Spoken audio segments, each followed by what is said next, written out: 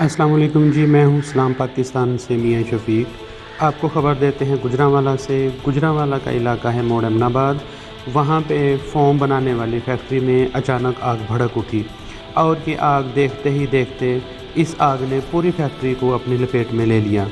आग लगने का 1 साल में ये तीसरा वाक़या है। आग लगने की वजूहात ताहाल मालूम ना हो सकी।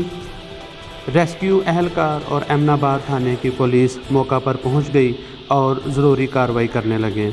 आपको एक फिर बताते हैं कि गुजरांवाला का इलाका है मोड़ अमनाबाद। मोड़ अमनाबाद में फ़ोम बनाने वाली फैक्ट्री है। वहां पे अचानक आग भड़क उठी और ये आग 1 साल में तीसरी दफ़ा जो है इस फैक्ट्री में लग चुकी है। इस आग ने पूरी फैक्ट्री को अपनी लपेट में ले लिया है। इस आग लगने की ताहाल वजूहात मालूम नहीं हो सकी हैं। रेस्क्यू 1122 के अहलकार और एमनाबाद थाने की पुलिस मौका पर पहुंचकर ज़रूरी कार्रवाई में तफ्तीश अमल है।